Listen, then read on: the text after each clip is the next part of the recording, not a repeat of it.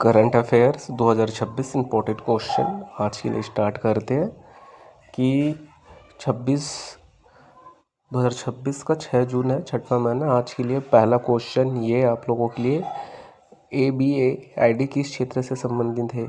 A banking, B स्वास्थ्य, C कृषि, D शिक्षा। इसका सही आंसर क्या होगा? B स्वास्थ्य से संबंधित है। ABHAID किस क्षेत्र से संबंधित? स्वास्थ्य।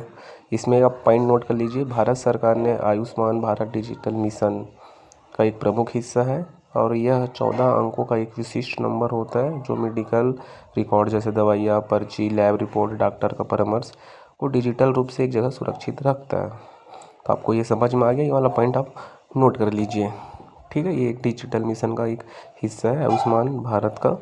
ठीक है, हाँ। उसके बाद है अगला क्वेश्चन, ये है हाल ही में विश्व पर्यावरण दिवस 2026 का मुख्य विषय किससे संबंधित रहा है? जल संरक्षण, दूसरा प्लास्टिक प्रदूषण, तीसरा अंतरिक्ष विज्ञान, चौथा पर्यटन। चारों में से क्या है? इसका सही आंसर है प्लास्टिक प्रदूषण से इससे संबंधित रहा है। ठीक है, इसमें आप एक इसका उद्देश्य क्या रहा है? इसका उद्देश्य ये था कि इसका मूल उद्देश्य पृथ्वी द्वारा भेजे जा रहे खतरनाक संकेतों जैसे बढ़ते तापमान, चरम मौसम को समझना और जलवायु परिवर्तन के खिलाफ तत्काल सामूहिक कदम उठाना होता है। ये उसका उद्देश्य है, आप इसको नोट कर लीजिए।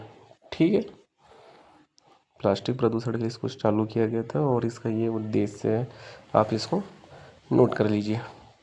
ठीक, इसके बाद है अगला क्वेश्चन, ये है हाल ही में इंडिया AI लैब लॉन्च करने वाली पहली निजी यूनिवर्सिटी कौन बन गई है?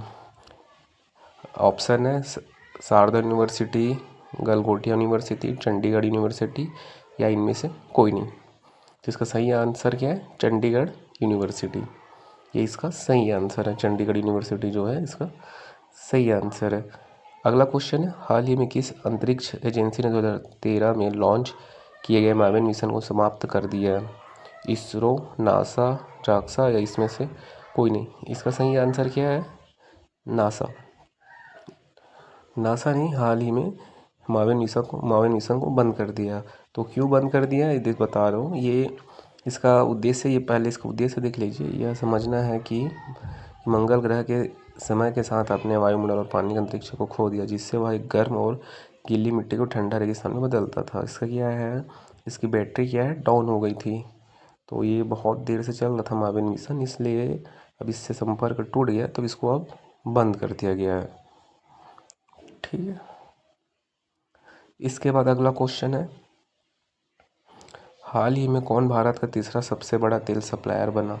ए रूस, दूसरा है UAE, वेनेजुएला। इसमें से कोई नहीं। वेनेजुएला जो है भारत का तीसरा सबसे बड़ा तेल सप्लायर बना।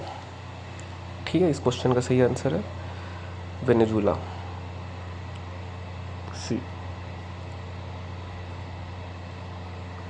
ठीक है, देख लीजिए, इसका सही आंसर हो गया सी। इसमें आप कुछ पॉइंट नोट कर लीजिए। स्टेट बंद होने के बाद वैश्विक तेल बाजार में उथल पुथल मच गई। ऐसे वक्त में जब मिडिल ईस्ट के देशों की तुलना सप्लाई बंद हो गई, तब वेनेजुएला अचानक भारत तीसरा सबसे बड़ा कच्चा तेल सप्लायर बना। वेनेजुएला भारत का तीसरा सबसे बड़ा तेल सप्लायर क्यों बना? तो ये उसका पॉइंट है। इस वजह से आप बता सकते हैं कि हमारी ये इंडिया का सबसे बड़ा कच्चा तेल सप्लायर बना। ठीक है, ये आप इसको नोट कर लीजिए, ये इसके पॉइंट है। ठीक है, हाँ। इसके बाद है अगला क्वेश्चन, जाते हैं। जो नए लोग हैं मेरा वीडियो देख रहे हो, मेरा यूज़ चैनल को सब्सक्राइब कर लीजिए। मैं रोज़ ऐसी नए वीडियो करंट अफेयर्स के, मॉक के क्वेश्चन मैं आपको बेस्ट आंसर्स का देता हूँ। चलिए, अब अगला क्वेश्चन ये रहा आपकी स्क्रीन पे।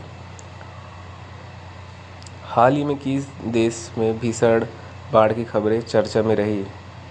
नेपाल, चीन, अमेरिका, इंडोनेशिया। इसका सही आंसर है चीन।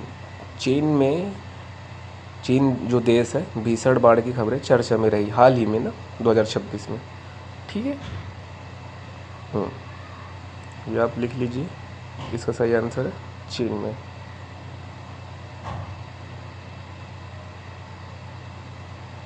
उसके बाद अगला क्वेश्चन है, भारत सरकार की नई स्किल योजना किस मंत्रालय से जुड़ी है? ए कृषि मंत्रालय, बी शिक्षा मंत्रालय, सी कौशल विकास मंत्रालय, डी रक्षा मंत्रालय। किससे जुड़ी है? इसका सही आंसर क्या है आपको पता होगा तो कमेंट में बताइए, मैं बताता हूँ इसका सही आंसर क्या है।